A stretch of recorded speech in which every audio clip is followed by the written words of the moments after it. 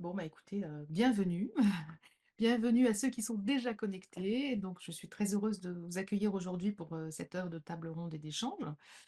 Et pour amorcer cette nouvelle année, poursuivre l'engagement de l'association Body and Smile en faveur de la déstigmatisation des fragilités, nous vous invitons aujourd'hui à réfléchir avec nous aux angles morts de la santé mentale pour les dirigeants de PME et de TPE. Vaste sujet, vous imaginez bien, qui tombe à pic lorsqu'on sait que la santé mentale a été érigée grande cause nationale en 2025, mais pas que.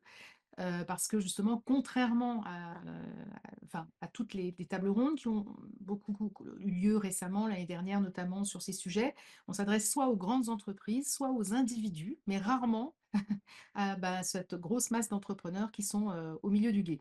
Et on ne peut pas du tout confondre un entrepreneur avec une personne individuelle. Et voilà. Donc, pour commencer, je vais vous présenter nos intervenants. Donc, d'abord, Jean-Victor Blanc, voilà, qui est ici. Vous êtes médecin psychiatre à l'hôpital Saint-Antoine et enseignant à Sorbonne Université. Vous êtes spécialisé dans la prise en charge des nouvelles addictions et du trouble bipolaire, et aussi auteur d'un livre, Pop et Psy, qui a été publié en 2019, et qui décode les troubles psychiques à l'aide de films, de séries et de déclarations de célébrités issues de la culture pop. Et c'est vraiment très intéressant. Vous avez aussi créé, fondé le festival Pop et Psy dont vous nous parlerez, j'espère, à la fin. Bernard Weinstein, entrepreneur, multi-entrepreneur, consultant audiovisuel, qui est membre de CPME Paris et aussi de 60 000 rebonds. Séverine Enjolras, qui est anthropologue de l'innovation, documentariste et directrice d'études chez UB Trends avec moi. Alaïs Hutchins, chargée des relations entreprises à la CPME Paris, qui n'a plus ses logos derrière, mais vous la reconnaîtrez. Et moi-même, qui ai fondé UB Trends il y a de nombreuses années, qui est un cabinet d'études qualitatives et prospectives, très engagé sur l'évolution des modes de travail depuis 15 ans. Et je tiens à préciser qu'on a réalisé, nous aussi, en 2024, une étude qui est encore en souscription et qui inclut une veille sur la santé mentale des jeunes sur les États-Unis, le Canada et l'Europe. Et cette étude s'intitule Parents, entreprises, les défis posés par la Gen Z, et qui inclut un grand volet évidemment sur le sujet de la santé mentale, puisque c'est inhérent aussi, on le verra, la façon dont on appréhende cette génération. Alors après, et pendant mon cancer du sein en 2023, j'ai également fondé une association dans la continuité de mon centre d'affaires, dont la mission que j'étais obligée de fermer à cause de ma maladie. Et la mission de cette association, c'est de sensibiliser et de former justement les dirigeants, les managers d'entreprise de toute taille à lutter contre les peurs liées aux vulnérabilités. Donc l'idée, c'est d'approcher ça vraiment sans tabou, parce que c'est par là que passe l'information la plus sensible. Donc quand je dis toutes les vulnérabilités, il s'agit des maladies invisibles, des maladies chroniques, mais aussi du deuil et de toutes les ruptures qui peuvent traverser nos vies, au travail aussi. Et donc, on met en place des ateliers, des réunions de groupe et des conférences. Donc, c'est B2B, hein, ça s'adresse vraiment aux entreprises pour libérer la parole sur ces sujets sensibles et sans langue de bois.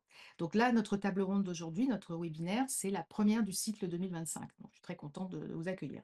Alors, vous aurez remarqué qu'à droite, il y a un chat, hein. Vous avez un chat qui vous permet de poser vos questions.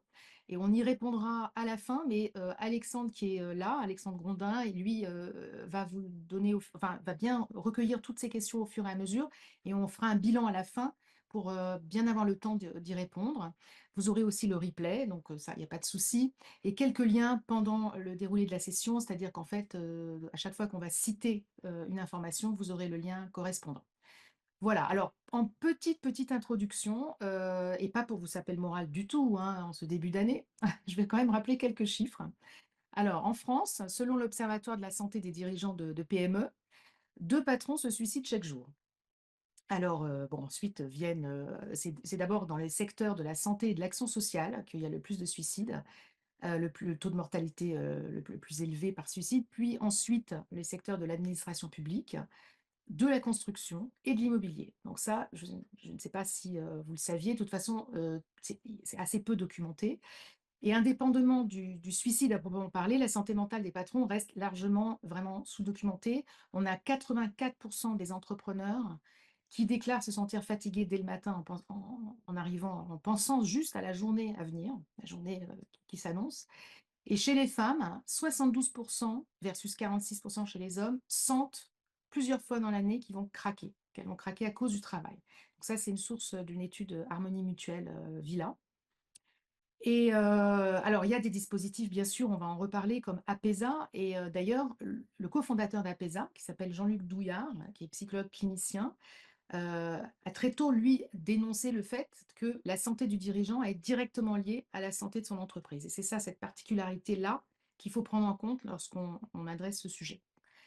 Alors, là, en l'absence de services de santé au travail dédiés aux chefs d'entreprise, les dirigeants ont justement tendance à s'enfermer dans le déni. Et c'est là que je m'adresse à Jean-Victor, pardon, pour vous poser la question, à votre avis, pourquoi un tel déni? Et dans votre pratique, déjà, est-ce que vous rencontrez des dirigeants d'entreprise qui subissent des difficultés avec leur santé mentale? Bien sûr, merci pour l'invitation et la question. Pourquoi un tel déni? En fait, c'est un déni qui est partagé, hein, qui reste aujourd'hui présent dans toutes les strates de notre société, notamment en France, où même si les choses sont en train d'évoluer de manière récente, notamment depuis le Covid, les troubles psychiques restent encore très stigmatisés, restent associés à notamment cette idée de personnes en qui on a difficulté à faire confiance, à quelque chose de fluctuant, quelque chose d'instable, quelque chose parfois de dangereux pour les clichés les plus fréquents associés aux troubles psychiques comme le trouble bipolaire ou la schizophrénie. Pour ce qui va être de la dépression ou de l'addiction, ça va être résumé à une question de volonté, ou de faiblesse d'esprit. Donc ces stéréotypes, ils sont très fréquents dans toute la population et les entrepreneurs, ils font avant tout partie de la population générale. Sur les éléments qui vont être un petit peu plus spécifiques, on va citer le fait que souvent il y a une certaine solitude pour les entrepreneurs parce que les rapports, on va dire hiérarchiques avec les collaborateurs, ils sont pas les mêmes. Déjà pour un collaborateur, c'est pas facile de dire à ses collègues que ça va pas en ce moment pour une raison qui peut être associée au travail ou pas du tout. Le dirigeant, on voit bien, ou la dirigeante, évidemment, on va bien voir que ça va être associé à quelque chose de une situation de puissance, on ne doit pas flancher, encore moins que les autres, on doit montrer un certain exemple, et en fait tout ça, ça va générer un stress qui peut être ensuite se traduire par des troubles dépressifs, des troubles anxieux ou à mésusage des substances ou de l'alcool et donc développer une addiction. Donc ça, c'est des choses qu'on va retrouver fréquemment chez les personnes en situation de troubles psychiques, entrepreneur ou pas, mais c'est vrai que voilà, la spécificité, elle va souvent être à cet endroit-là.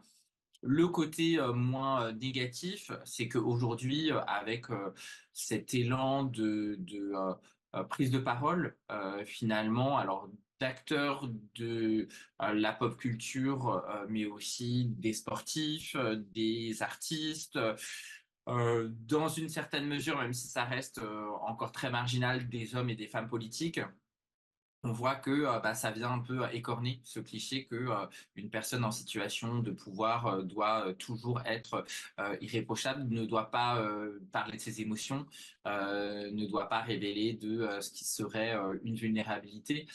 Et donc ça, c'est assez encourageant, notamment parce que ce qui est crucial, à chaque fois je travaille dans différents avec différents secteurs. Dans le secteur des, on va dire, personnalités publiques, ce qui est intéressant, c'est que prendre en charge les professionnels du cinéma, c'est aussi finalement faire en sorte que leurs œuvres ensuite et véhiculent des messages qui vont être plus adaptés sur la santé mentale et que ça va avoir des conséquences pour tous.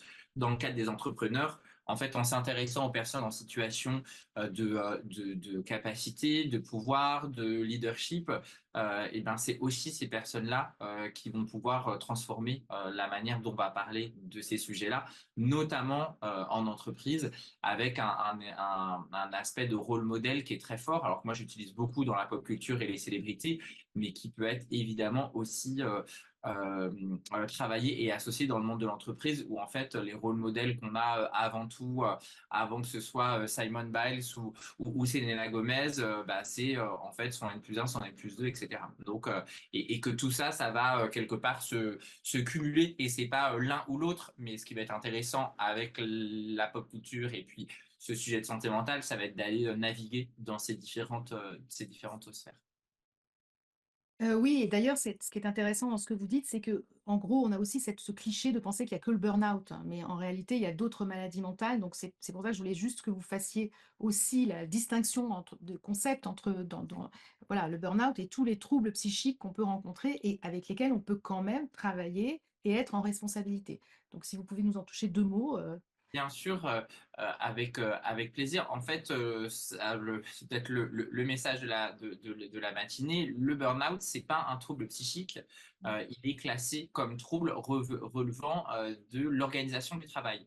Donc, on pourrait en parler pendant des heures, mais en gros, la distinction, c'est que le burn-out, on va considérer que c'est des conséquences psychiques liées à une organisation défaillante du travail.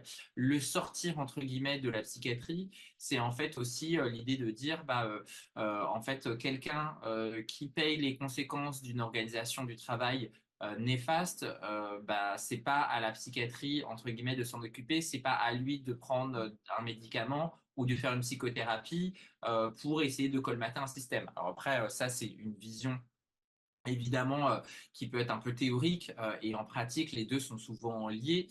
Mais c'est vrai qu'on voit, et c'est intéressant de le constater, hein, que le succès quelque part du burn-out, qui est quand même plus facile à dire que les autres troubles, en dit long en fait sur la manière dont on conçoit dire qu'on a fait un burn-out, ça reste plus facile à dire qu'on a fait une dépression. Et ça, c'est quelque chose de très fréquent parmi mes patients. La plupart vont dire à leur entourage, même parfois familial et professionnel, à rigueur, oui, qu'ils ont fait un burn-out, alors qu'en fait, il s'agit de dépression, qui ont été hospitalisés pendant quelques mois ou quelques semaines, par exemple, à l'hôpital, ou du fait qu'ils portent un trouble bipolaire. Mais ce qui est intéressant, et c'est pour ça que c'est important de décentrer un peu, d'élargir la question du burn-out, c'est que finalement, c'est aussi une manière d'inclure le plus de personnes possible parce que les troubles psychiques, effectivement, les plus fréquents, troubles dépressifs, troubles anxieux, addiction, troubles bipolaires, schizophrénie, mis bout à bout, ça représente 13 millions de Français, entre une personne sur 4 et une personne sur 5. Donc, en fait, dans toutes les entreprises et même les petites entreprises, il y a des personnes qui sont concernées à titre personnel ou au titre de leur entourage. Et en fait, l'accent, il doit être mis là, notamment en cette année de grandes causes nationales. mmh, oui, c'est intéressant de voir et donc vous, vous avez vu dans votre patientèle des gens, qui enfin qui exercent tout en étant bipolaires, par exemple, ou bon, je parle pas des addictions, mais qui exercent et qui s'en sortent tout en ayant à gérer cette maladie, Bien sûr, c'est bien sûr. ouais.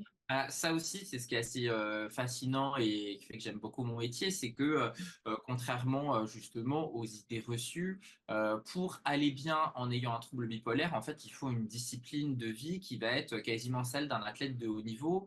C'est souvent des personnes qui du coup vont devoir faire plus attention à eux-mêmes, plus attention à leur entourage, qui vont avoir une certaine sensibilité, aussi une certaine créativité, et que contrairement aux idées reçues, c'est loin d'être des étudiants de seconde zone ou des personnes qui vont être incapables. Alors après, parfois, le trouble peut faire qu'il y a certains moments dans lesquels les personnes vont avoir besoin de plus de temps ou de temps pour les soins, mais ces temps-là, on essaye, et notamment avec le traitement, le suivi, la prise en charge, qui soit le plus réduit possible et que le reste du temps, les personnes ne sont pas que leurs troubles.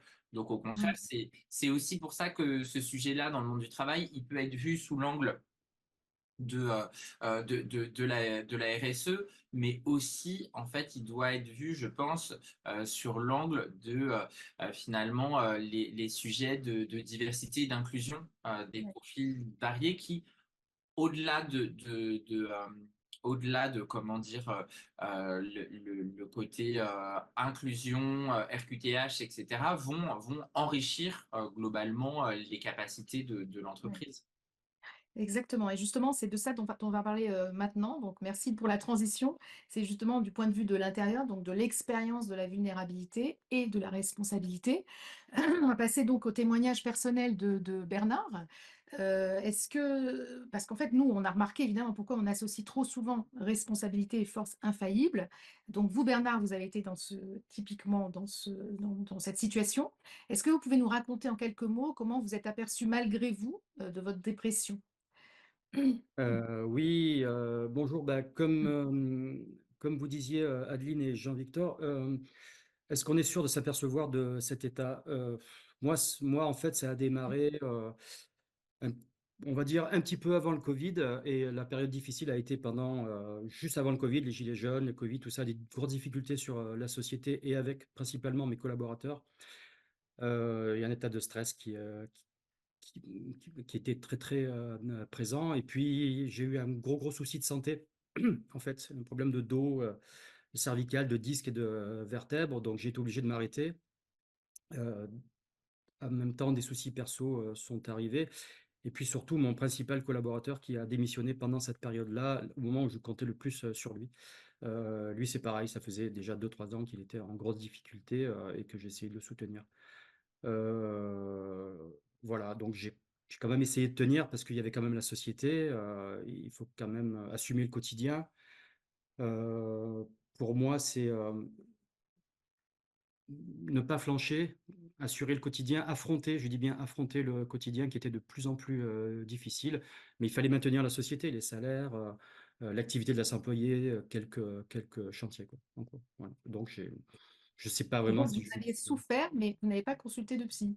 Enfin, non, pourquoi vous n'avez pas eu alors cette idée, en fait? bon, j'ai consulté quand même mon médecin traitant, alors vous savez que en tant qu'entrepreneur, on a des pas mal de difficultés au niveau médecine du travail où, il y a un quotidien à assumer, il y a énormément de charges. Mon médecin m'a un peu aidé au niveau, physique, mais, pas d'antidépresseurs, il y a des antécédents, personnels, familiaux. Ça remonte à plusieurs années, donc on a toujours une crainte, une mauvaise image effectivement, dommage, j'aurais bien aimé rencontrer Jean-Victor à cette époque-là. Mmh. Peut-être que ça m'aurait aidé, mais il y a aucune communication dans nos activités. Voilà, la suite est arrivée, on va en parler, tout à l'heure avec heu, Et les donc, autres. qui est-ce qui vous a aidé le plus alors dans cette période? Alors, ce qui m'a aidé le plus,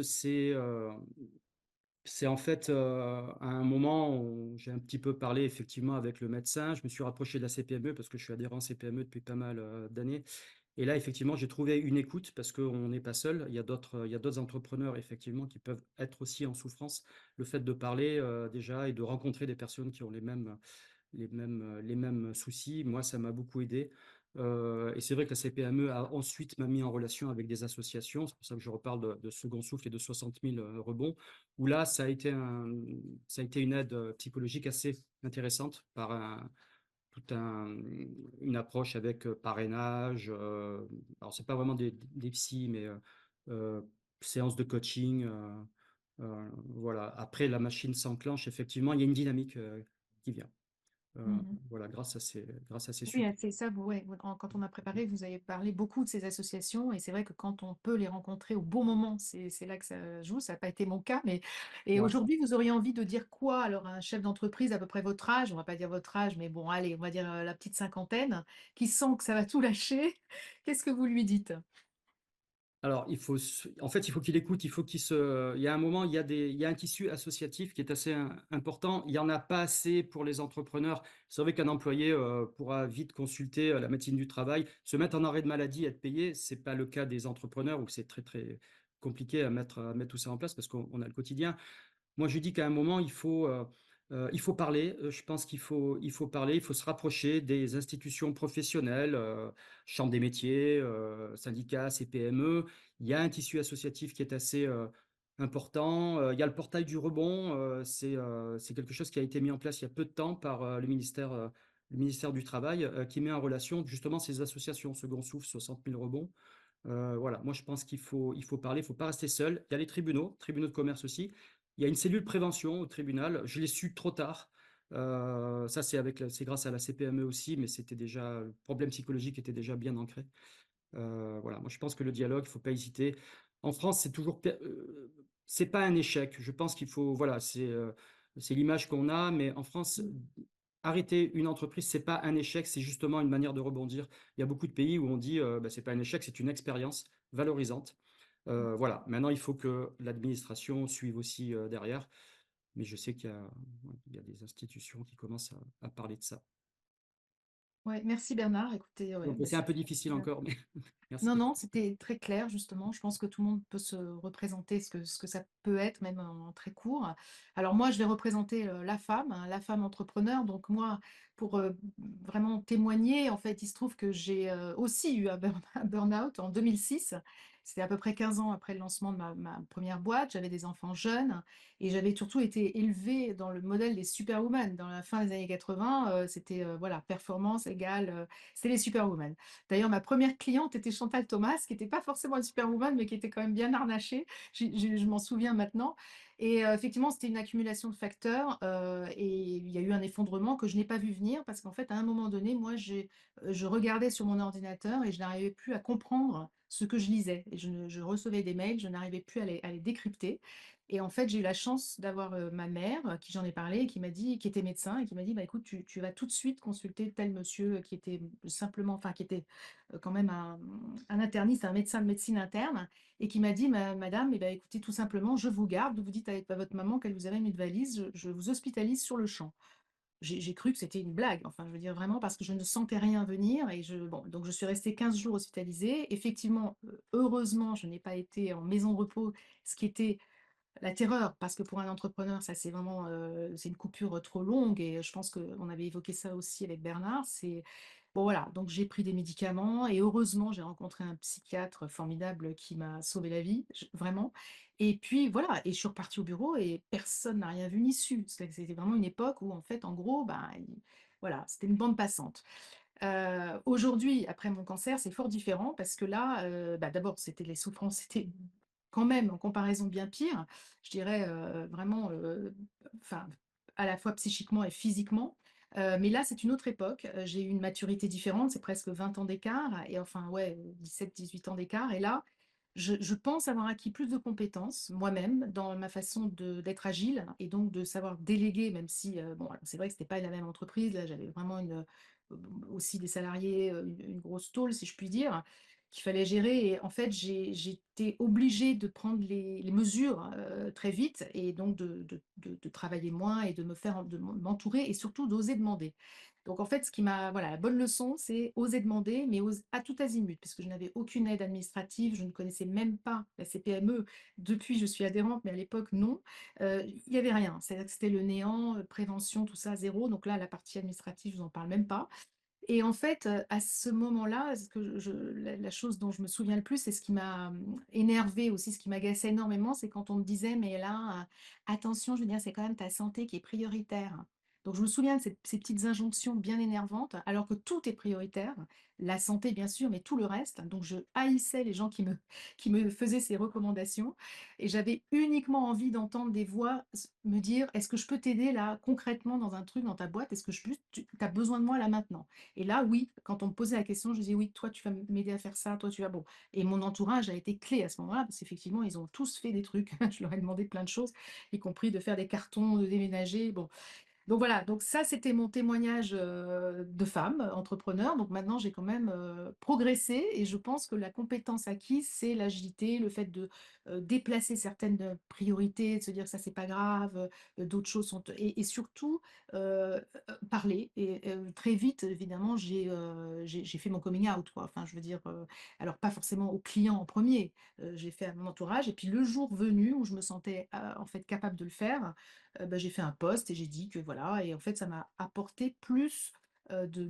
comment dire, de témoignages positifs que de négatifs. Donc finalement, je ne regrette absolument pas parce qu'il faut choisir son moment, il faut choisir les gens et puis ça se fait naturellement. Voilà. Donc en gros, si c'est voilà, c'est là, le message, c'est quand on a une vulnérabilité, il ne faut pas avoir peur du moment où on peut l'annoncer et à qui on va l'annoncer.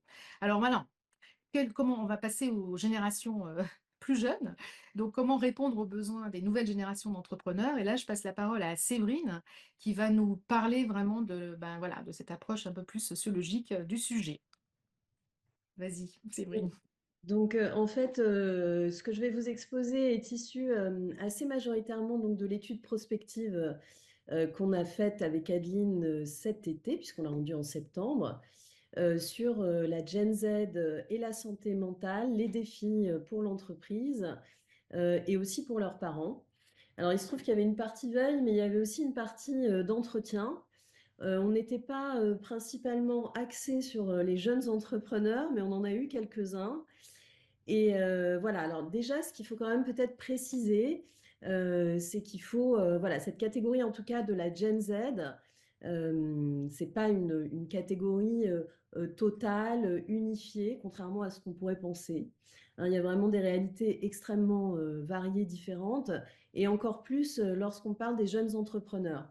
Et les gens qu'on a pu rencontrer, ça pouvait être à la fois un photographe qui commence à monter sa boîte, ça peut être le fils d'un commerçant qui reprend justement le commerce de son père.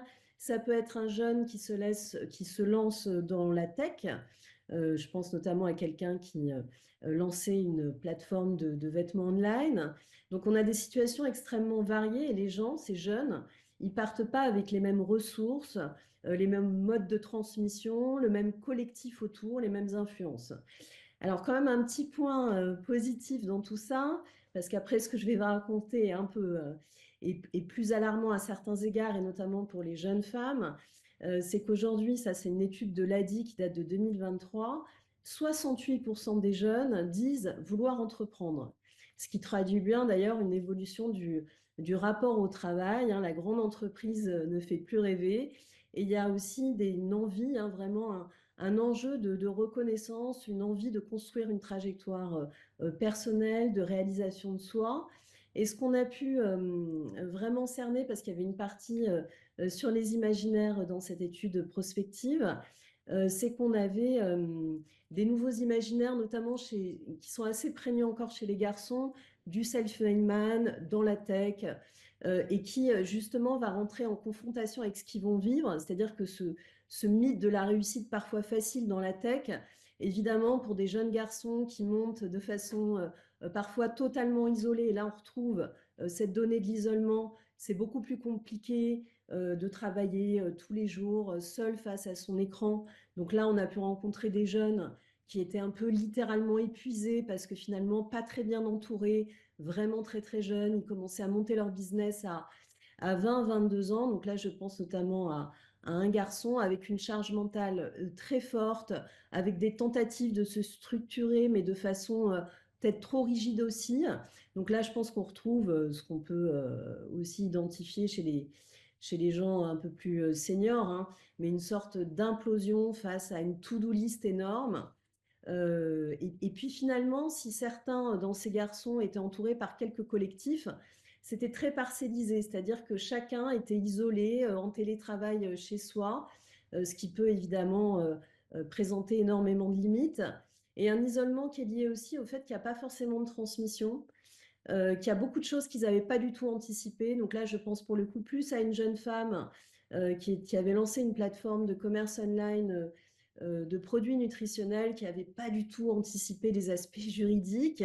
Et donc là, on sent aussi une sorte de grande naïveté et pas de collectif derrière pour pouvoir un petit peu étayer et contenir tout ça. Sur la santé mentale des jeunes, ça c'est une évidence, hein, je ne vais pas le répéter, mais elle est très affectée. En dehors même des entrepreneurs, on sait qu'il y a un jeune sur 3 qui déclarerait vivre des périodes intenses de stress, de nervosité ou d'anxiété. Et c'est particulièrement vrai, et j'en suis désolée évidemment étant une femme, pour les jeunes femmes. Hein, il faut savoir que une jeune femme sur 5, selon une étude très récente de l'IFOP, a pris des antidépresseurs, dont 10% ces 12 derniers mois. Et c'est ce qu'on pouvait aussi retrouver dans notre petite population d'enquête, c'est-à-dire des jeunes femmes en proie aussi. Je trouve qu'on retrouve beaucoup ce critère-là, cette situation d'isolement, mais en proie à des crises d'angoisse, la sensation vraiment de se faire déborder aussi par le nombre de tâches à effectuer dans la journée, de ne plus y arriver, avec beaucoup voilà, de troubles d'anxiété, c'est ça qui revenait surtout. Ce qui est intéressant aussi de constater, parce qu'on l'a beaucoup vu dans l'étude, c'est le rôle des réseaux sociaux. C'est-à-dire, d'ailleurs, hommes et femmes, mais encore plus femmes, tous, ils ne peuvent pas se passer de ce recours aux réseaux sociaux pour communiquer sur leur démarche entrepreneuriale, pour communiquer sur les produits aussi qu'ils peuvent avoir à vendre. Et là, il y a une sorte à la fois d'addiction. Hein, ils étaient tout le temps connectés, donc des problèmes de concentration. Et puis, effectivement, le jugement. C'est-à-dire une prise constante avec le regard des autres, avec le jugement des autres.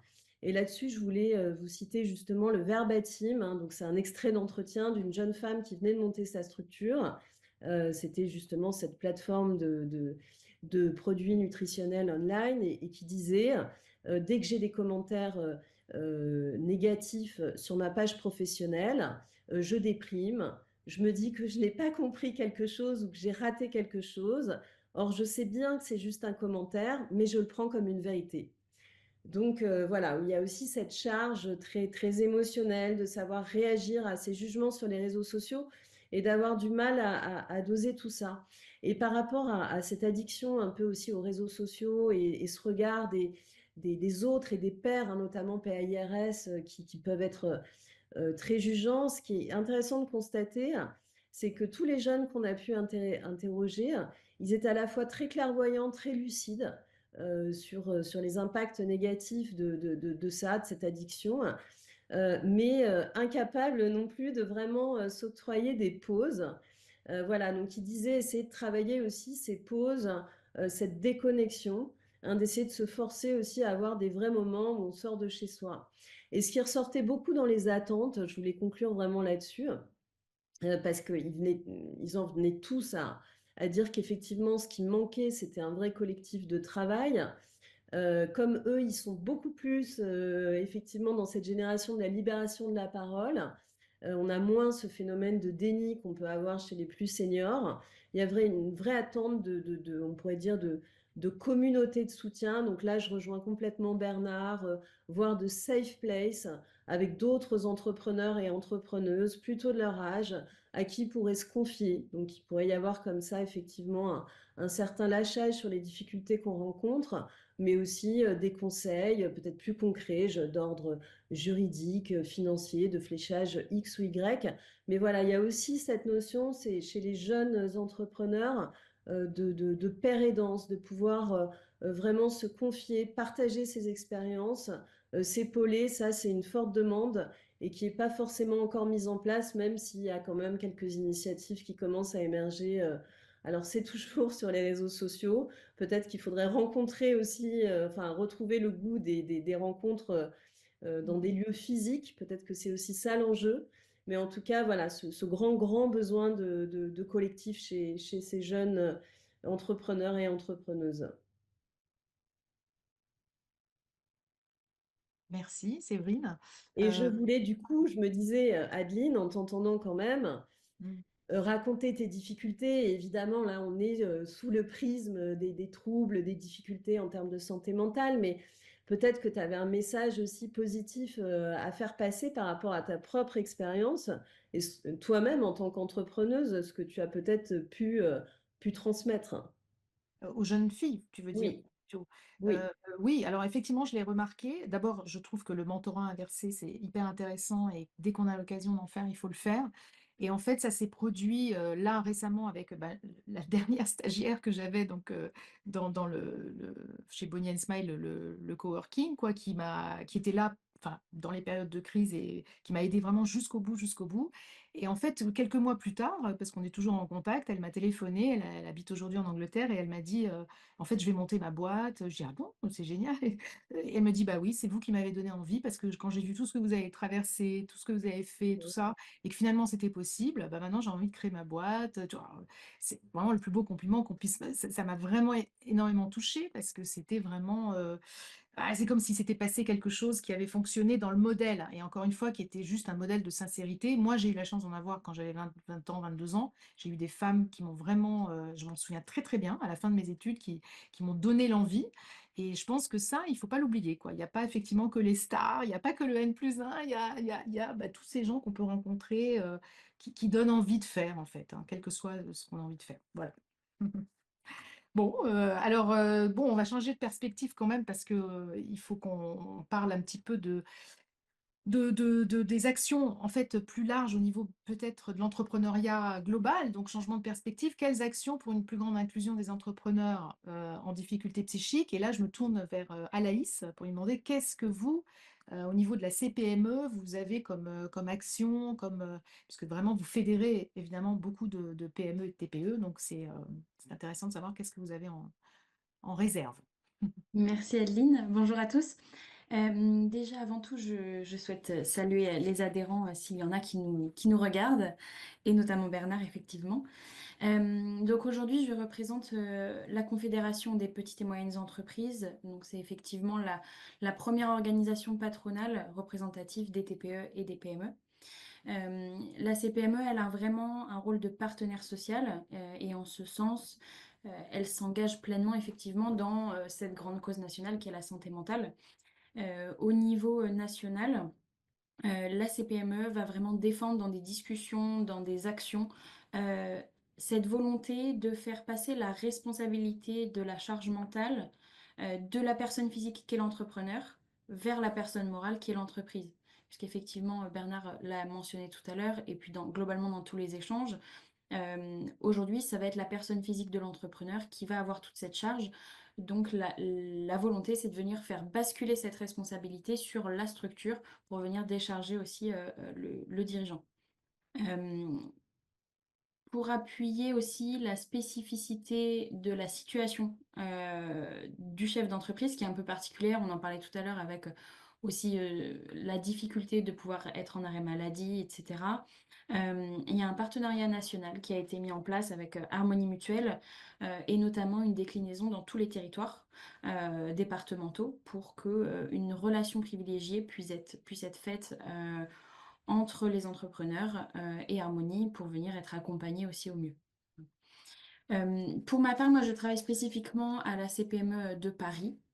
Donc nous on œuvre voilà, au quotidien pour simplifier la vie des entrepreneurs et notamment sur ces sujets de santé mentale. On mène des actions concrètes, mais on fait aussi également beaucoup de prévention et du suivi au cas par cas, puisque chaque situation d'entrepreneur est différente, qu'elle soit personnelle, liée à son activité, liée à la situation économique, la conjoncture, etc. Chaque situation va vraiment être très, très différente. Adeline, vous en avez parlé en introduction de la structure APESA.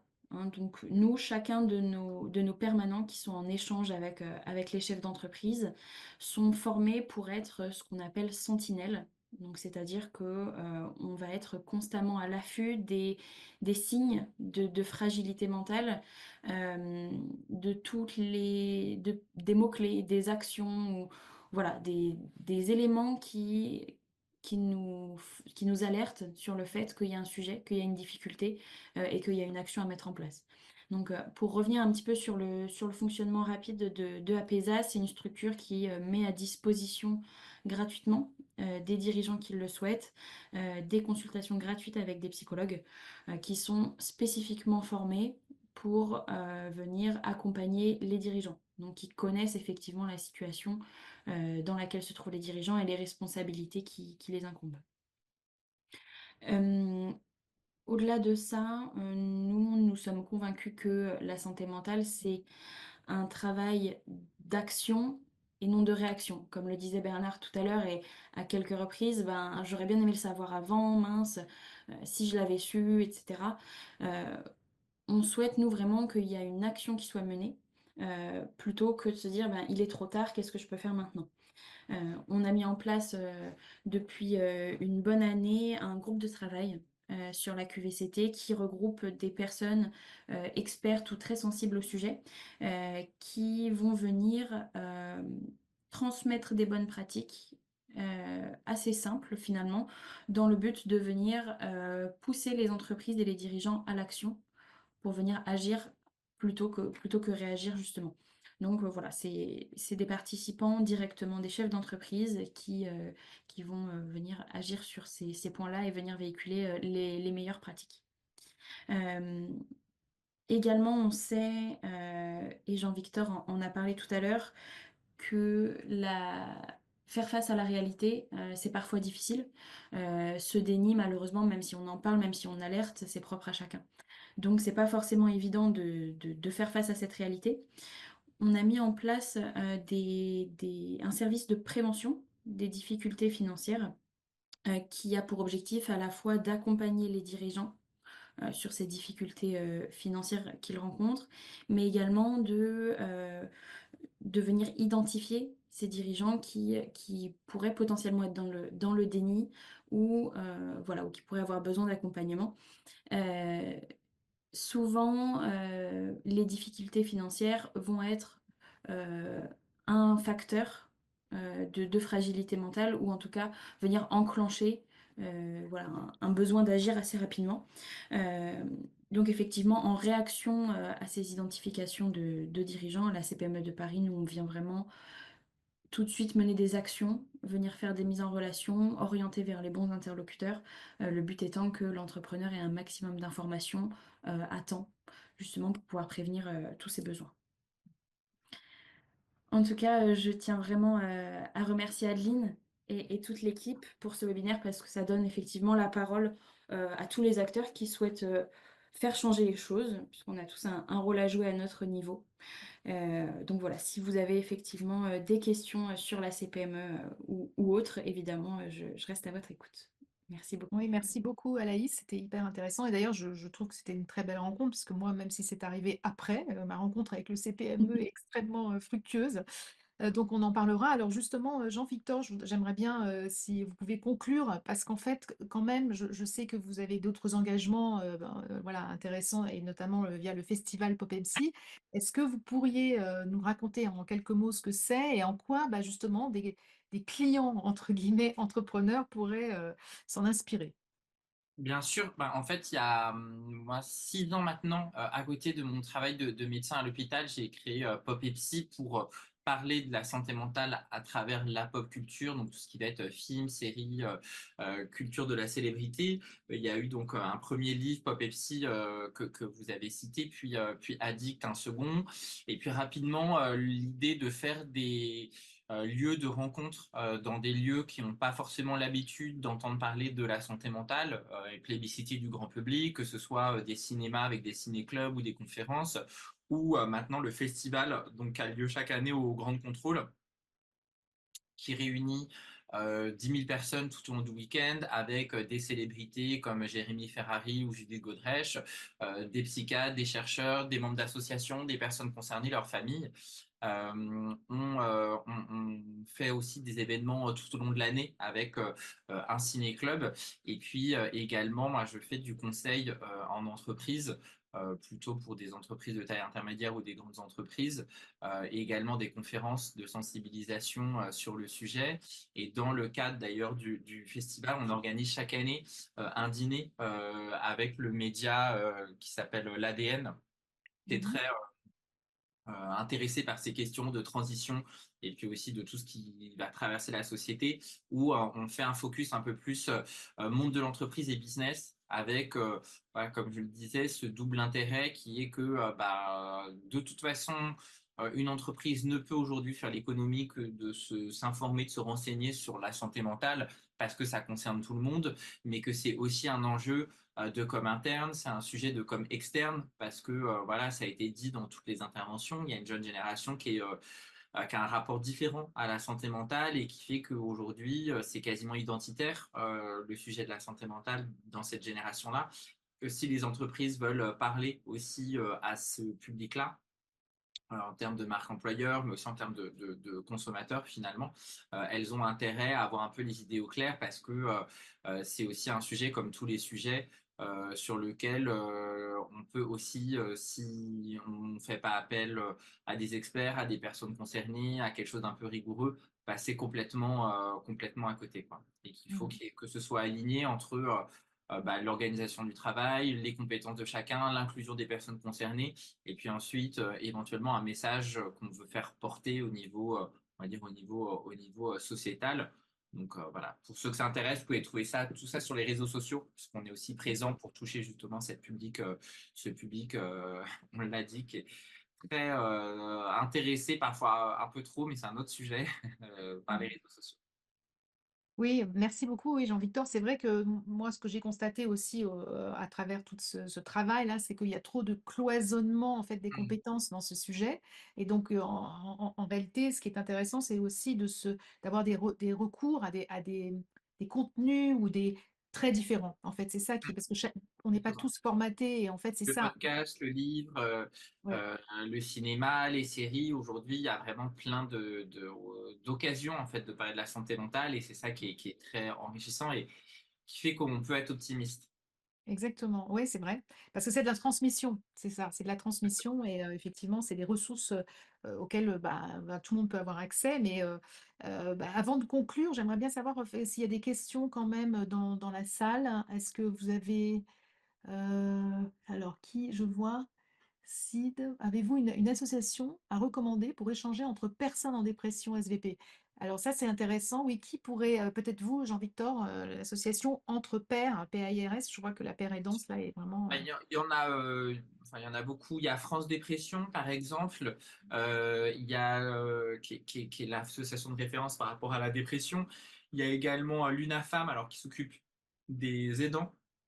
Mhm, De l'entourage, mais qui sont aussi tout à fait intéressantes. Il y a la Maison Perchée qui s'adresse plutôt ouais. aux jeunes.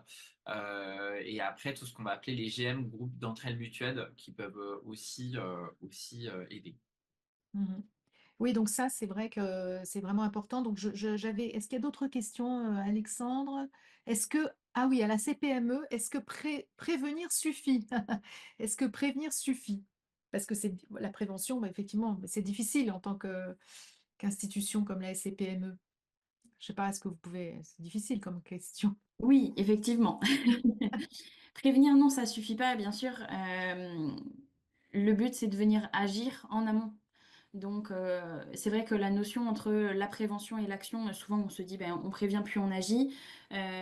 Certaines actions peuvent être également de la prévention. C'est-à-dire que quand on met en place des choses au sein de l'entreprise pour venir ouvrir la parole, pour, voilà, en tant que dirigeant aussi, se dire, eh bien, il faut que je sois accompagnée, même si tout va bien, si ma structure se porte bien, si mentalement je me sens très bien, je fais en sorte d'être entourée de personnes, puisque c'est peut-être ce qui va m'éviter d'être en difficulté, puisque une toute petite difficulté cumulée à beaucoup d'autres, c'est là où la problématique se crée. Par contre, si dès qu'on a une toute petite problématique, une question, une difficulté, on vient la résoudre ou on vient en parler, et ben finalement la bulle ne va pas se créer. Donc la prévention, non, n'est pas suffisante, l'action est indispensable finalement. J'ajoute il faut pas hésiter. La CPME communique beaucoup sur beaucoup de mise en relation, de réunions, de webinaires. Il faut ouvrir les mails, il faut regarder. On est très très sollicité, mais le fait de participer à ces petits webinaires permet de rencontrer d'autres personnes. Il y a des rencontres à la CPME, une, deux fois par an, trois fois par an, pratiquement une fois par mois, on peut se rencontrer. Et justement, le fait de parler, moi j'ai parlé un peu trop tard. J'ai pas parlé des bons sujets au début, mais grâce effectivement à la CPME, à l'AIS l'ensemble des membres de la CPME, il y a eu une écoute. Et ça, je me suis dit, mais en fait, il faut parler, c'est pas difficile. Il faut peut-être épargner aussi le tissu familial, parce qu'à un moment où les gens sont trop impliqués, les proches sont très très impliqués et s'inquiètent, et on ne veut pas inquiéter aussi les proches. Moi, j'ai eu ce cas-là, hein, ne Mm. pas vouloir en parler pour pas inquiéter, parce qu'il y a le quotidien. Mais justement, ces instances extérieures aident vraiment. Donc, Mm. n'hésitez pas, ouvrez vos mails, il y a des webinaires en permanence, il y a des rencontres. Ouvrez, communiquez. Des rencontres Oui, physiques. oui. Physique. Allez-y. Vous voulez dire quelque chose, Anaïs, là? Non, simplement, je précisais que c'était effectivement des rencontres physiques, pas Oui, uniquement le physique. numérique, puisque c'est pas forcément suffisant non plus. Voilà, se rencontrer en vrai, c'est très bien aussi. C'est Et possible. d'ailleurs, il y a aussi des groupes de parole qui peuvent être organisés. Donc ça, nous, on en propose via l'association. C'est vrai, des groupes de parole de 6 à 8 personnes grand maximum et qui vraiment aident les gens qui n'ont pas l'habitude de prendre la parole justement à se libérer, à poser des mots sur leur souffrance, mais indépendamment même de la pathologie, hein. Le recours aux pairs aidants, donc on l'a dit, de réseaux de pairs composés d'entrepreneurs ayant vécu des situations similaires. Sur les solutions qui sont demandées, puisqu'il y a une question sur quelles solutions concrètes, peut-être mettre à disposition des ressources facilement exploitables. Donc ça, c'est vrai que, par exemple, pour moi, si j'avais connu la CPME plus tôt, j'aurais pu accéder à ces ressources. Mais après, en prospective, vraiment, je pense que s'inspirer de cas qui existent déjà dans d'autres pays, je ne cesse que de dire qu'il faut absolument, au-delà d'ouvrir son mail, aller voir ailleurs ce qui se passe. Il y a des pays qui sont beaucoup plus avancés que nous. Et notamment, ces solutions peuvent nous inspirer pour des sessions de co-développement entre chefs d'entreprise et pour co-designer des services. Éviter aussi, alors ça c'est un point de vue qui n'engage que moi, mais de surconsommer des apps qui sont fournis par des gens qui ne veulent que construire des apps, mais pas du lien, et qui en fait n'ont pas toutes les données subjectives dont on a besoin pour se faire aider, quoi. Donc les apps, c'est bien d'appuyer sur la touche 1 et 2, mais ça suffit pas. Et donc en fait, c'est vrai que l'idée, c'est sûrement de combler les trous dans la raquette parce qu'on a encore pour l'instant trop peu de retours d'expérience sur les bonnes solutions qui aident vraiment en entreprise. Nous-mêmes, on travaille aussi sur un sujet d'aidance en ce moment et on voit que en fait, ces personnes-là ne sont pas suffisamment entendues encore. Donc en fait, au-delà du témoignage, il faut aller chercher l'info là où elle est, c'est-à-dire interroger les gens qui souffrent de ces pathologies, enfin, que ce soit des troubles psychiques ou en allant vers eux et dans leur relation au travail. Voilà, bon, ça c'était un peu ma conclusion. Je ne sais pas si vous avez encore d'autres questions et comment on pourrait enfin, y répondre. Alexandre, est-ce qu'il y a... Genre, cognac, j'ai, avez-vous des questions? Non.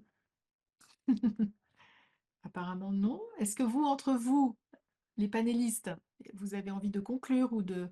Moi, je voulais juste ajouter quelque chose, Adeline, quand tu parlais enfin, puisque là on parle des ressources, c'est vrai que dans les jeunes qu'on a pu interviewer, il y a quand même cette difficulté parfois effectivement d'accès à des ressources de liens, enfin vraiment physiques.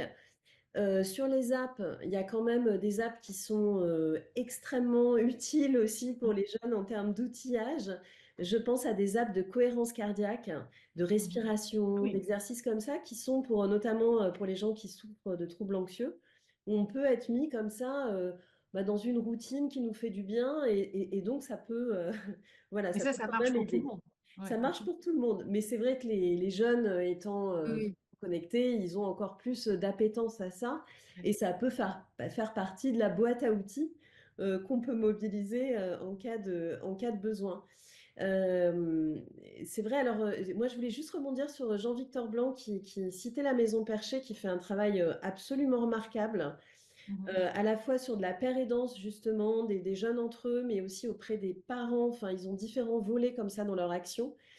Sachant que les dirigeants eux-mêmes, je pense à Anna qui est psychologue et qui souffre, je crois, d'un trouble bipolaire de mémoire, et dont le témoignage, je trouve, est extrêmement intéressant, aussi parce qu'elle inverse un petit peu le paradigme, hein. Au lieu de parler tout le temps de vulnérabilité, elle parle aussi de rétablissement, elle parle de savoir-faire expérientiel. Et c'est vrai que je pense que cette parole-là en entreprise, que ça soit dans la grande ou dans les petites, c'est hyper important de dire aussi qu'on tire de ce qui est une maladie, quoi, entre guillemets, des vraies ressources aussi d'adaptation et que voilà, et ça fait du bien aussi d'entendre ça. Donc voilà, je voulais aussi réfléchir sur la Maison Perchée si nécessaire. Je ne sais pas trop qui nous écoute, parce que je trouve que c'est un vivier de bonnes initiatives. Merci Séverine.